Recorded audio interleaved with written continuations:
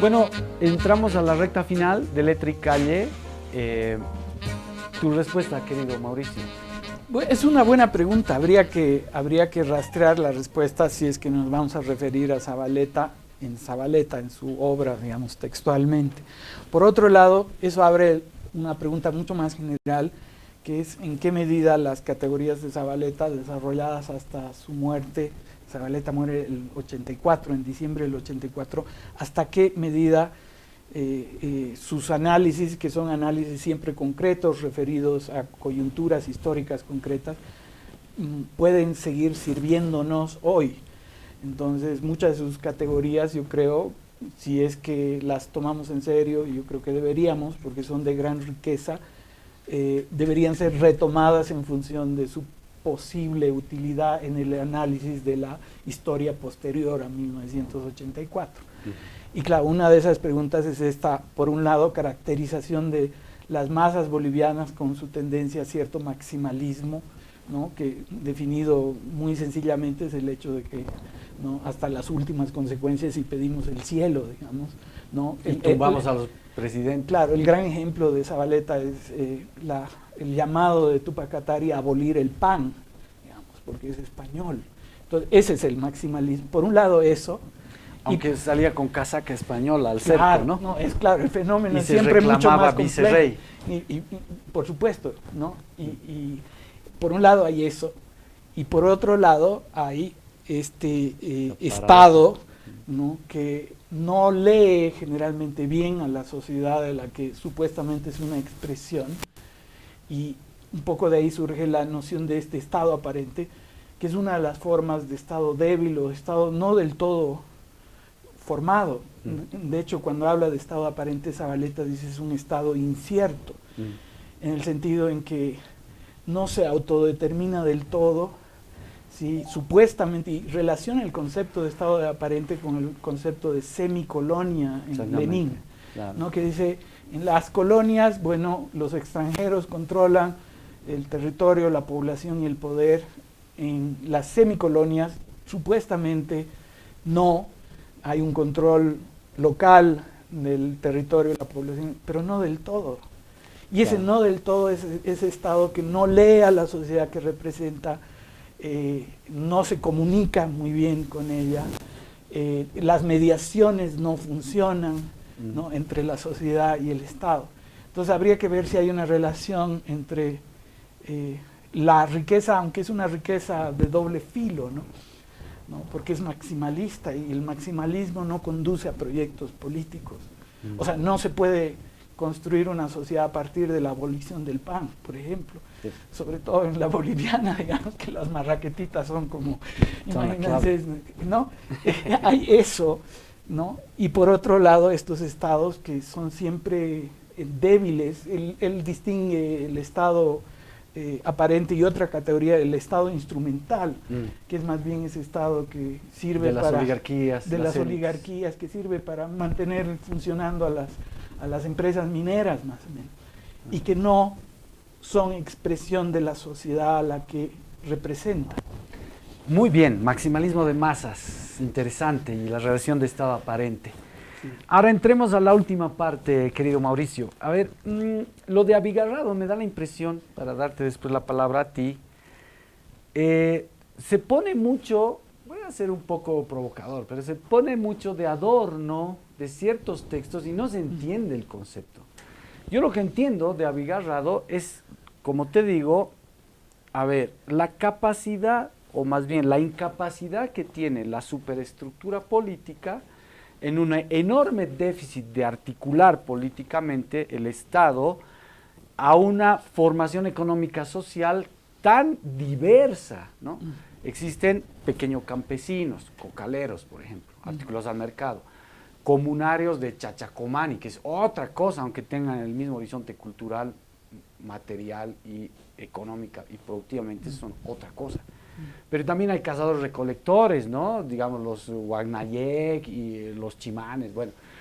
Y así 4 o 5, digamos, formaciones sociales, y la más importante, el capitalismo moderno, basado en el Estado-Nación, etcétera, que los articula, los subsume, pero que tiene un déficit enorme también digamos, a ver, en la Argentina, sin ir muy lejos, no hay un campesinado comunario, a lo mucho habrán granjas, digamos, o un campesinado muy asalariado, ¿no? O un proletariado rural, ¿no? Rural, claro. Entonces, digamos, a ver, pero ¿qué es lo que no se entiende del concepto de Abigarrado? Que no es ni una celebración de la pluralidad, ni tampoco solo una constatación de la pluralidad. Al contrario, es lo que tú decías, un concepto que te permite entender por qué están yuxtapuestas en un déficit enorme de articulación, formaciones económicas y tiempos diacrónicos que siempre están chocando entre sí, ¿no?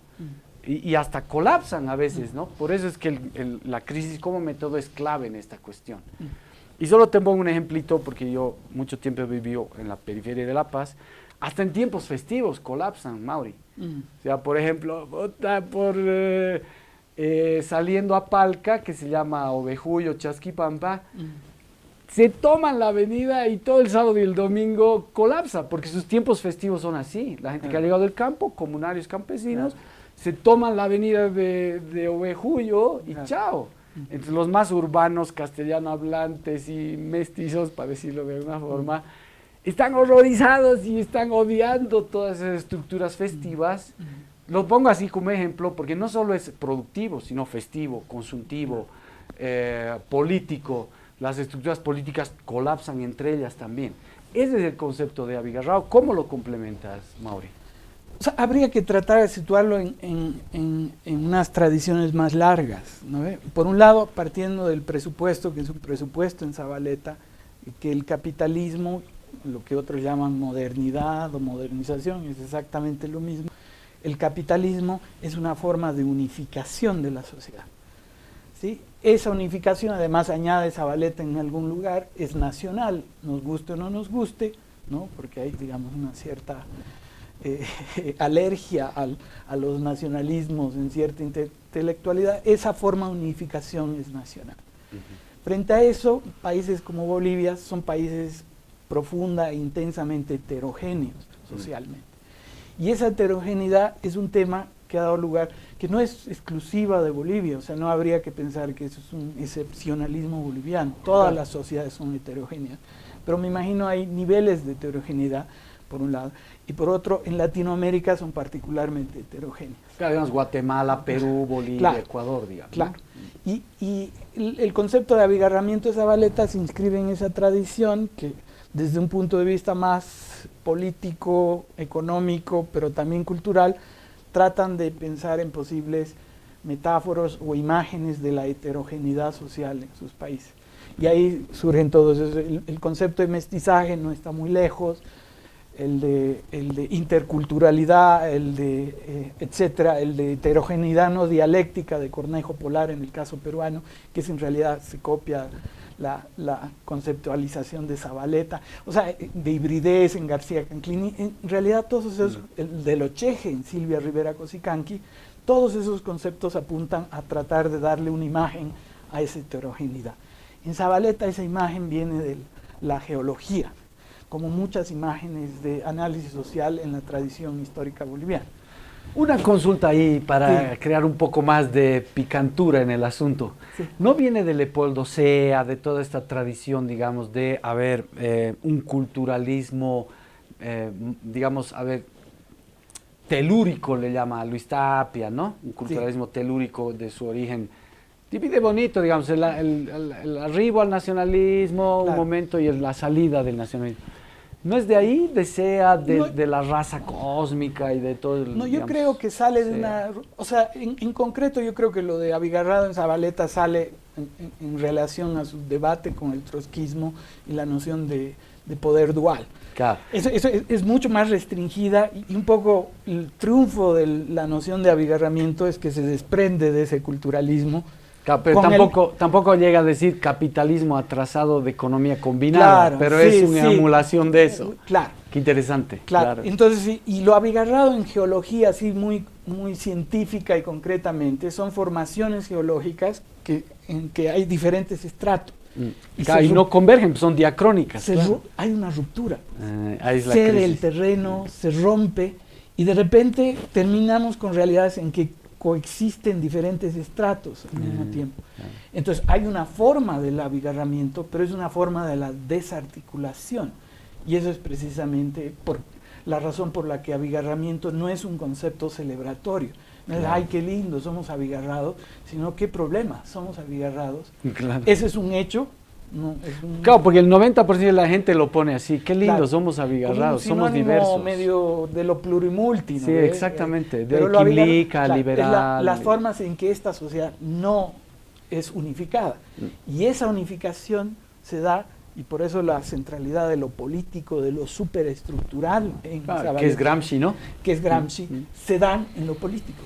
Esos diferentes tiempos, esas diferentes formas de producir, esas diferentes formas de concebir el universo, esas diferentes formas de ocupar el espacio que hacen a lo abigarrado, de repente tienen un momento común, y ese momento común en Zabaleta suele ser la crisis social como el remate de una serie. Las crisis son siempre remates, son el resultado de algo, y de repente ese algo se hace visible en la crisis, y entre otras cosas, el abigarramiento mismo de lo social. Excelente, Mauri, qué interesante. A ver, entremos para ir concluyendo. Hay en Zabaleta, hay la idea de Zabaleta de que es, a ver, muy oscuro, muy alambicado, muy poeta, pero además muy pesimista, ¿no? Digamos, hay esa idea, ¿no? Sobre todo por los textos que te he mencionado, que a mí me gustan mucho, más bien, ¿no? La caída de Lemmenere, etc. Bueno, a ver, para entrar alrededor de los conceptos paradoja señorial y el triunfo de lo señorial en el seno de lo popular. Como tú sabes, viene, a ver, de rastrear la dialéctica del amo y el esclavo en Hegel, ¿no? Claro, combinado con su visión descolonizadora de lo indígena y lo proletario. Bueno, que está en la fenomenología, hay varios textos que se han hecho sobre eso. ¿Cómo tú te planteas la cuestión? Yo con eso voy, digamos, diciendo mi idea y te paso para que tú plantees. A mí me gusta mucho justamente el Zabaleta así irreverente y hasta acá, porque hasta la frase de Gramsci, ¿no? Digamos, el pesimismo de la razón y el optimismo de la voluntad, y todo el mundo no entiende, ¿no? Qué raro, Jorge, ¿qué quiere decir eso? Digamos, ¿no? Porque a mí me gusta mucho porque te muestra la profundidad, y estaba sintonizado con Bourdieu, con Foucault, con muchos autores, Hegel, desde la dialéctica del amo y esclavo, en la fenomenología, que está en lo nacional popular eso, ¿no? Está en lo nacional popular, ¿no? A ver, de que interiorizamos la mirada del amo, ¿no? Este es el tema, uno de los aspectos de la paradoja señorial y del triunfo de los señores. Entonces dice, el propio, digamos, sometido se hace cargo de la continuidad de su propia persecución, una inserción cómplice, dice, ¿no? O sea, es algo terrible, es decir, no es que nosotros los indios o los proletarios, por masoquistas, nos hacemos perseguir por los castas señoriales o por la burguesía, pero interiorizamos tanto la mirada del amo que ese es el asiento más conservador de la historia boliviana, dice. Y eso remata en la crítica a la casta señorial, pero para mí me parece más interesante la autocrítica de nuestro mundo nacional popular, ¿me entiendes? Esa permanencia de que tú te haces cargo de la permanencia de la persecución sobre ti, entonces una inserción cómplice, ¿no? Eso, ¿cómo lees tú eso? A mí me ha ayudado mucho, y con esto voy acabando y te doy la palabra, retomando esas frases de la caída de Lemmenere, ¿no? Dice, el pecado original del movimiento obrero boliviano es, ¿saben? Así sindicalista, y todos creen al revés, ¿no? Que fue su gran virtud, digamos, ¿saben? Así. Entonces desmonta todos los ídolos. Zabaleta es terrible, ¿no? Dice, el proletariado minero boliviano, está escribiendo el 72, 71, 72, la caída de Lemmenere, ¿no? 70, 71, creo. Dice, el proletariado minero no solo que no tiende al poder, sino que cuando tiene el poder tiende a perderlo, dice, ¿no? Es una mezcla de beata llave de rapiña, pagó caro su ser de clase joven, ¿no? Bueno, todo eso que he ido mencionando, me parece muy interesante para dar cuenta de nuestras imposibilidades y de las luchas maximalistas que no desembocan en tendencias autodeterminativas, y por eso es que a mí me parece que era tan gramsciano Zavaleta, ¿no? Dice, el gran problema en el fondo del movimiento obrero es no haber construido esas referencias de autogobierno y regateaban su ser de clase para tener más salario, o ocupar la mina o la cogestión obrera, digamos, ¿no? En cambio, lo indígena no. A mí me parece. Ahora, Zavaleta no lo llega a formular así, es una de mis hipótesis, vamos a decir. O sea, Qatari funcionaba con 24 cabildos autónomos. Hay textos muy bonitos de Sinclair Thompson, bueno, del propio Zavaleta, que no era lo mismo que la forma de Amaru, centralizado hacia arriba, ¿no? Que era cacique de Tungazuca, bueno. Pero para hacerla corta, viene Vilca, ¿no? 1899, que ya se forma un gobierno indígena en Peñas, con Juan Lero a la cabeza. O sea, yo digo un poco en chiste, un poco en serio. El primer presidente indio de Bolivia fue Juan Lero en Peñas de Oruro, ¿no? Claro. En el autogobierno de los Vilcas, en la guerra civil de 1899. Y de ahí los caciques apoderados, el catarismo indianista de los 70s, el Felipe Quispe, el Evo Morales, ¿no? Una tendencia al autogobierno, aunque sea descoyuntando el Estado liberal y metiéndose al Estado, digamos. Habían varias opciones, ¿no? ¿Qué te parece esa interpretación y que logres encajar? O sea, hay varias cosas en lo que dices. Por un lado, Kafka, por ejemplo, decía que el siervo azotado no se da cuenta de que él, el siervo, es un nudo más en el látigo del amo, ¿no? Que es básicamente la misma. Claro, es durísimo, pero es una idea recurrente en Zavaleta, no solo con este concepto, sino con otros, que las determinaciones van en ambos sentidos, o sea, y que no hay forma de dominación en el que el dominado no colabore en su dominación. Claro, pero no por masoquista. No por masoquista, ¿no? Sino porque esa es la lógica de la dominación misma. Claro. No es una cosa que viene de afuera y no tiene nada que ver conmigo, si no sería muy fácil liberarse de la dominación, pero no es. Y la paradoja señorial es la manera en que él trata de explicar una paradoja, es decir, algo extraño, que es el hecho de que el mito de la desigualdad y el sistema jerárquico que provoca específicamente en Bolivia, la idea de que no somos iguales, ¿no? Y eso está ligado a lo indígena, por supuesto, el desprecio a lo indio y el racismo y esas cosas. Ese mito de la desigualdad parece sobrevivir estados, coyunturas históricas, ciclos estatales, modos de producción, y se vuelve a reproducir. Y él de hecho señala varias formas, la reproducción señorial de Melgarejo, ¿no ve? Que es el ataque a las sierras comunitarias, el de la guerra federal, que es una rearticulación que provoca una reconstitución señorial, y la del mismo MNR, ¿no? que es una revolución popular, pero que termina conduciendo a una reconstitución señorial. Y él da el ejemplo en una de las elecciones, la del 79, si no me equivoco. Él dice ¿qué sucede si ustedes ven a la izquierda la lista de diputados de izquierda y son todas las mismas familias? Y entonces, ¿qué hacen los 79 hace la misma crítica a la UDP? Dice, estas listas son muy señoriales, no han entendido nada. Claro, o sea, siguen siendo las mismas familias, los mismos apellidos, eso como que se reconstituye. Eso con el proceso de cambio obviamente ha cambiado, ¿no? Es una de las cosas que han cambiado. Pero lo señorial no es solo quienes ocupan el poder, sino las formas de intersubjetividad, de trato, de relación entre. Y esa idea del mito de la desigualdad, y no es casual que tengamos que poner letreros en los negocios, todos somos iguales ante la ley. Porque no es verdad. Porque no es verdad. Claro. Ponemos eso porque precisamente algo tan básico para un Estado moderno, como que así un principio así de la Revolución Francesa más o menos, no es algo evidente. En el fondo no creemos que todos somos iguales. Y en no los hechos, a la hora de un juicio, o a la hora de entrar al sistema de salud, por ejemplo, no somos pues iguales, ¿no? Ese es un hecho. Entonces, la paradoja señorial es como el fondo conservador de esta sociedad. Por eso, por ejemplo, en su lectura, que es una lectura hostil y crítica, H.S.F. Mansilla en su lectura tiene un libro dedicado a Zavaleta. Lo único que rescata de Zavaleta como valioso es la paradoja señorial. Y rescata eso porque coincide con su idea del fondo conservador, en el fondo, ¿no? En el fondo histórico de esta sociedad.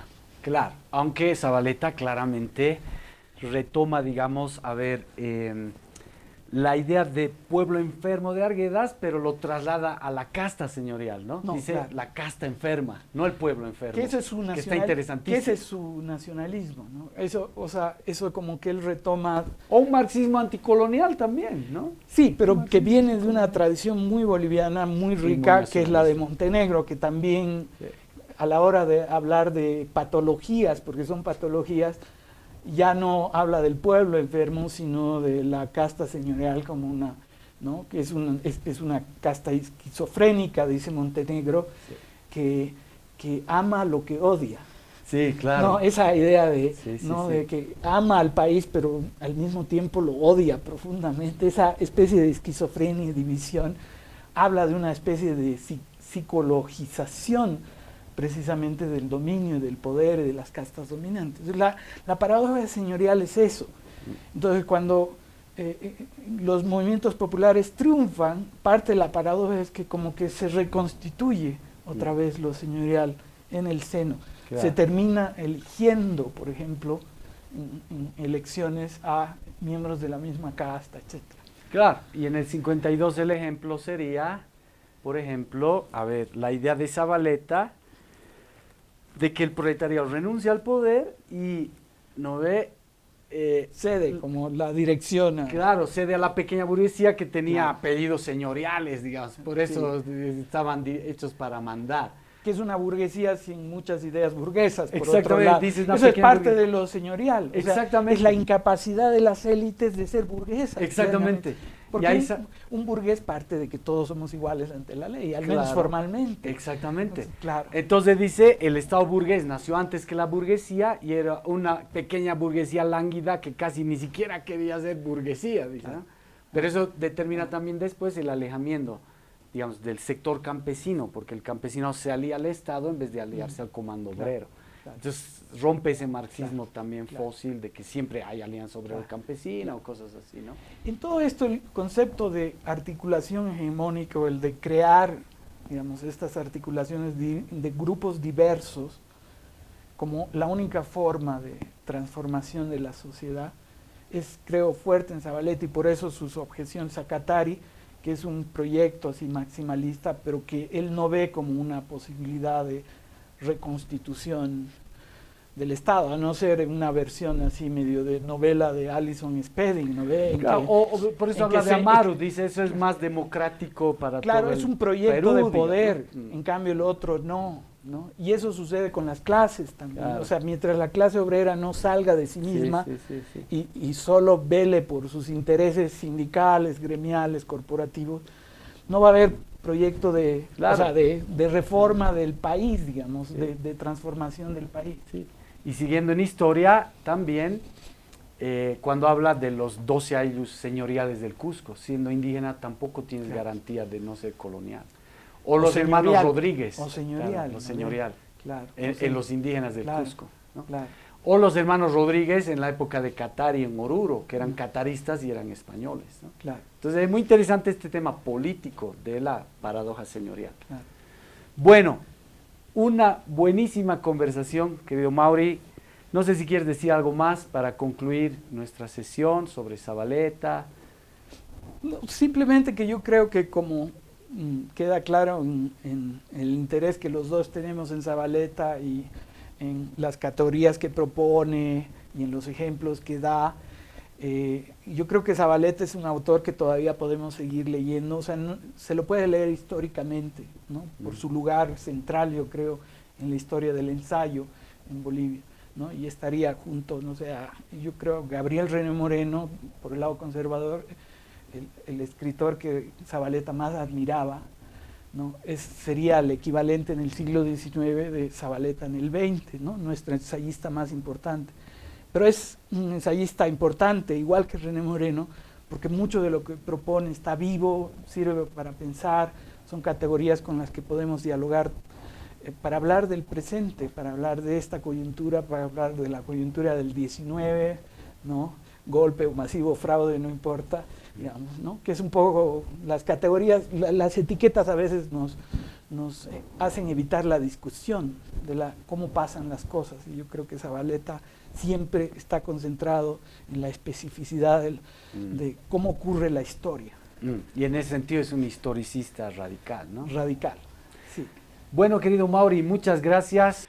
Bueno, nos despedimos, querido Mauricio, gracias. Y a todos los amigos de Letra y Calle. Hasta la próxima.